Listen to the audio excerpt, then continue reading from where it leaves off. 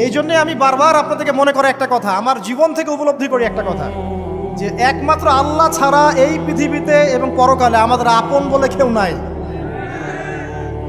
বাকি সবাই সবার স্বার্থের জন্য আছে। মানুষ মানুষের অবস্থানকেই মূল্যায়ন করে, মানুষ মানুষের অবস্থানকেই মূল্যায়ন করে। আল্লাহ রাব্বুল আলামিন আপনার ভিতরটাকে ভালোবাসেন।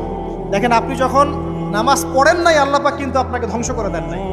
আল্লাহ পরম করুণাময় আপনাকে হেদায়েত দিয়ে নামাজি বানিয়ে দিয়েছেন। জীবনে অনেক পাপ করেছেন, ইনস্ট্যান্ট আল্লাহ পাক শাস্তি দিতে পারতেন, আল্লাহ পাক দেন নাই। আল্লাহ আপনাকে ভালোবাসেন, আল্লাহ আমাকে ভালোবাসেন। আল্লাহ পাকের এই ভালোবাসার ঋণটা শোধ করার জন্য হলেও নামাজি হয়ে যান, আল্লাহর পথে ফিরে আসেন, দিনের জন্য কিছু করেন, দিনের ফিকির করেন, পড়াশোনা করেন। প্রিয় ভাইরা, আল্লাহ পাক তৌফিক দান করুন। দেখুন, এই রিবা থেকে দূরে থাকার জন্য একটা হাদিস যথেষ্ট, যে 4 শ্রেণীর মানুষকে আল্লাহ রাসূল সাল্লাল্লাহু আলাইহি ওয়াসাল্লাম